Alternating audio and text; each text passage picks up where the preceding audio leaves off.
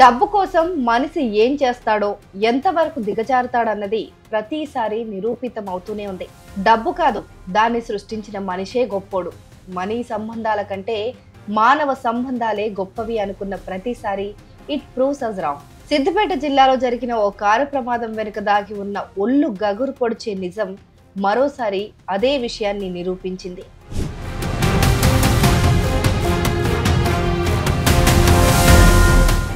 ఇంతకు విషయం ఏంటంటే, కొన్ని రోజుల క్రితం తోగుట మండలం పెద్దమాసాన్పల్లి శివార్లో జరిగిన కారు ప్రమాదంలో రామవ్వ అనే 60 ఏళ్ల వృద్ధురాలు మృతి చెందింది. అయితే రామవ్వ మరణం అందరూ అనుకున్నట్టుగా ప్రమాదం కాదు. దాని వెనక తన అల్లుడి దారుణమైన కుట్రా కోణం ఉందన్న నిజం పోలీసులు బయటపెట్టారు. అప్పుల ఊబిలో కూరుకుపోయిన రామవ్వ అల్లుడే 60 లక్షల బీమా డబ్బుల కోసం అత్తను హత్య చేయించిన విషయాన్ని పోలీసులు వెల్లడించారు.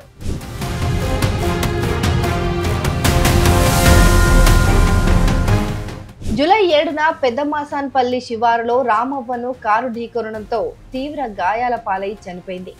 ఈ ప్రమాదంపై రామవ్వ అల్లుడు వెంకటేష్ పోలీసులకు ఫిర్యాదు చేశాడు. కేసు నమోదు చేసుకున్న పోలీసులు దర్యాప్తు ప్రారంభించారు. ఏదో యాక్సిడెంట్ కేసు అని రాసి వదిలేస్తాడనుకున్నాడో, లేక ఇన్సూరెన్స్ డబ్బులు వచ్చాక ఓ 1 లక్ష ఖర్చైనా పర్వాలేదు మేనేజ్ చేసేయచ్చు అనుకున్నాడో తెలియదు. కానీ బాల్ పోలీసుల కోర్టులోకి వెళ్తే గోల్ పడే వరకు వదిలిపెట్టారన్న విషయాన్ని మర్చిపోయాడు అల్లుడు గారు.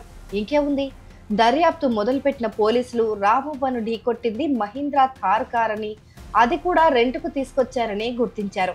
కారు ఎక్కడి నుంచి అద్దెకు తీసుకున్నారు, ఎవరు తీసుకున్నారు అని ఆరా తీయగా వెంకటేష్ కు తమ్ముడయ్యే కరుణాకర్ అనే వ్యక్తి పేరు బయటకొచ్చింది. దీంతో పోలీసులకు అనుమానం వచ్చి లోతుగా విచారించారు. అల్లుడు గారి అసలు రంగు బయటపడింది.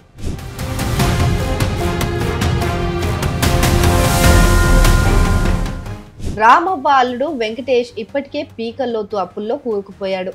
తన అప్పులు తీర్చుకునేందుకు అత్త రామవ్వ పేరు మీద post office insurance, SBI insurance, రైతు బీమా వంటి పలు బీమా పాలసీలు చేయించాడు. ఈ పాలసీల వల్ల ఆమె చనిపోతే సుమారు 60 లక్షల రూపాయలు వస్తాయని ఆశించాడు.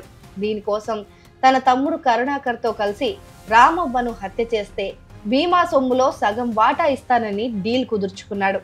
డబ్బులకు కక్కుర్తి పడిన కరుణాకర్ రామవ్వను చంపడం కోసం మహీంద్రా థార్ కారుతో యాక్సిడెంట్ ప్లాన్ చేశారు.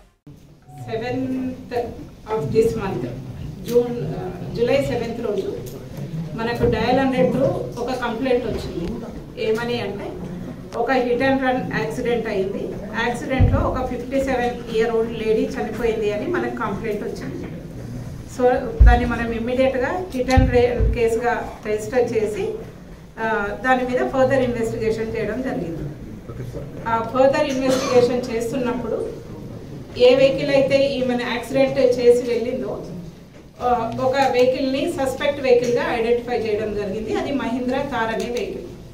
ఆ మహీంద్రా థార్ ఎక్కడి నుంచి వచ్చింది ఏంది అని ఫర్దర్ ఇన్వెస్టిగేషన్ చేస్తే, ఇది కార్ని ఇచ్చేసి వాళ్ళే డ్రైవ్ చేసుకునే రెంటల్ ఏజెన్సీ ఉంటుంది కదా, అక్కడ నుంచి ఈ థార్ వెహికల్ అనేది ఒక 2 సస్పెక్ట్స్ వన్ డే కోసము హైర్కి తీసుకున్నారు అని మనకు వాళ్ళు చెప్పడం జరిగింది. అయితే ఈ హైర్కి ఎవరు తీసుకున్నారు అని చూస్తే, ఈ డిసీజ్డ్ ఎవరైతే ఉందో లేడీ, ఆ డిసీజ్డ్ వాళ్ళ అల్లుడు ఒకతను ఉన్నాడు, అల్లుని వాళ్ళ బ్రదర్ ఒకతను ఉన్నాడు. అయితే వీళ్ళు హైర్ తీసుకొని మళ్ళీ అదే టైంలో ఇదే వెహికల్తో ఆమెకు యాక్సిడెంట్ అవ్వడం ఏంది, హిట్ అండ్ రన్ ఏంది అని చెప్పి మన ఏసీపీ గజ్వేల్ మళ్ళీ సేమ్ సిఐతో ఉంటా గారు అండ్ SI రవికాంత్ దీన్ని డీటెయిల్గా ఇన్వెస్టిగేషన్ చేసినప్పుడు మనకు తెలిసింది ఏంటంటే, ఇది యాక్సిడెంట్ కాదు, మర్డర్ అని. ఏంటంటే, ఈ ఓల్డ్ లేడీకి ఒక 2 acres ఆఫ్ ల్యాండ్ ఉంటుంది పెద్దమాసాన్పల్లి అనే విలేజ్లో. సో ఆమెకి ఏంటంటే మార్చి నుంచి ఈ అక్యూజ్డ్ వాళ్ళ అల్లుడు అండ్ వాళ్ళ అల్లుని వాళ్ళ బ్రదర్ ఇద్దరు ఈమెకి పోస్ట్ ఆఫీస్ ఇన్సూరెన్స్ ఒకటి చేపించడం జరుగుతుంది అండ్ SBI ఇన్సూరెన్స్ ఒకటి చేపించడం జరుగుతుంది ఈమెతో, ఈ లేడీతో. చేసిన తర్వాత ఈ ఇద్దరు కూడా ఈమెని చంపితే న్యాచురల్ డెత్గా చెప్తే ఇన్సూరెన్స్ క్లెయిమ్ చేసుకోవచ్చు అనే ఒక ఇంటెన్షన్ తోటి అల్లుడు ఏం చేస్తాడంటే, ఈ లేడీని పొలం దగ్గర పనుంది, ఎలక్ట్రిసిటీ వాళ్ళు వస్తామన్నారు, ఏదో ట్రాన్స్ఫార్మర్ ఫిక్స్ చేయాలి, దానికి నీ సంతకం అవసరం ఉంది అని చెప్పి ఈ లేడీని తీసుకొని బైక్ మీద పొలం దగ్గర తీసుకెళ్ళిన తర్వాత ఆమె రోడ్డు మీద కూర్చోబెట్టి నేను ఇప్పుడే లోపలికి వెళ్ళి వాళ్ళు వచ్చిందా లేదా చూస్తానే అతను లోపలికి వెళ్ళారు. వెళ్ళిన తర్వాత ఈ థార్ వెహికల్ వాళ్ళ బ్రదర్ ఎవరైతే హైర్ చేసుకున్నారో అతను తీసుకొని వచ్చి ఆమెను హిట్ చేసి వెళ్ళిపోతాడు, యాక్సిడెంట్ చేసి వెళ్ళిపోతాడు. వెళ్ళిపోయిన తర్వాత ఆయన మళ్ళీ రోడ్డు మీదకి వచ్చి ఇట్లా ఏదో అన్నోన్ వెహికల్లో హిట్ చేసింది ఈమె చనిపోయిందని అతనే డయల్ 100కి కంప్లైంట్ చేస్తాడు. సో దీంట్లో మెయిన్ ఇంటెన్షన్ ఏంటంటే ఈమెని న్యాచురల్ డెత్గా చెప్తే ఏదైతే ఇన్సూరెన్స్లు చేసిండ్రో ఆ ఇన్సూరెన్స్ ఒకటి క్లెయిమ్ చేసుకోవచ్చు, ప్లస్ ఈ రైతు బీమా అని వస్తుంది కాబట్టి ఫార్మర్స్కి ఈమెకి ల్యాండ్ ఉంది కాబట్టి రైతు బీమా కూడా క్లెయిమ్ చేయొచ్చు అన్న ఇంటెన్షన్తో ఈ మర్డర్ చేయడం జరిగింది. ఇది very good excellent detection by సిఐతో ఉంటాయండి, ఎస్ఐ డీటెయిల్స్ అంటే దీంట్లో అంతే ఇవన్నీ కూడా తర్వాత వస్తాయి. ఇప్పుడు మాత్రం టోటల్ 55 lakhs అండ్ ఈ రైతు బీమా అనేది 5 lakhs సేలో వస్తుంది. ఇదంతా కూడా 60 lakhs వరకు. ఎందుకంటే వీళ్ళు ఇంతకుముందు ఏదో పౌల్ట్రీ ఫామ్ పెట్టి సమ్ బిజినెస్ చేసి వీళ్ళకి లాస్ రావడం జరిగింది. సో ఆ లాస్ కి కంపెన్సేట్ చేసుకోవడం కోసం దృశ్యం 2 సినిమా చూసి ఎవిడెన్స్ లేకుండా ఎట్లా చేయొచ్చు అనేది అది చూసి నేను అట్లా చేసినాము. ఈ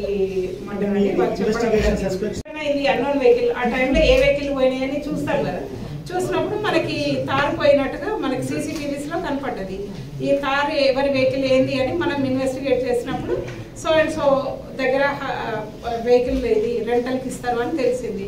అక్కడికి వెళ్ళి ఎవరు రెంట్ తీసుకున్నారు ఈ వెహికల్ అంటే వీళ్ళ పేరు చెప్పడం జరిగింది.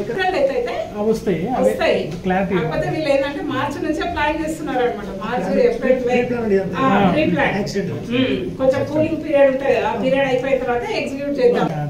ఇన్సూరెన్స్ అనేది రాదు అండ్ ఇట్లాంటిది ఏ తప్పు చేసినా గానీ ఇమీడియట్ గా డిటెక్ట్ అవుతుంది, జైలుకు వెళ్ళడం క్రైమ్. ప్రమాదం జరిగిన తర్వాత వెంకటేష్ బీమా డబ్బులు క్లెయిమ్ చేసుకోవడం కోసం రామవ్వను ఏదో గుర్తు తెలియని కారు ఢీకొట్టడంతో చనిపోయిందని పోలీసులకు ఫిర్యాదు చేశాడు.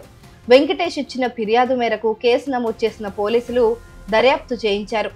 ఈ దారుణం వెలుగులోకి వచ్చింది. ఈ క్రమంలో వెంకటేష్ కరుణాకర్లను అదుపులోకి తీసుకుని విచారించారు. అసలు విషయం అప్పుడే బయటపడింది. నిందితులు దృశ్యం 2 సినిమా చూసి ఈ హత్యకు పథకం పన్నారని అంగీకరించారు. డబ్బు మాయలో పడి సొంత మనుషులను కూడా ఇలా చంపేస్తూ చివరికి వాళ్ళ జీవితాలను కూడా చీకటి చేసుకుంటున్న ఇలాంటి ఘటనలపై మీ అభిప్రాయం ఏంటి? కామెంట్లలో చెప్పండి.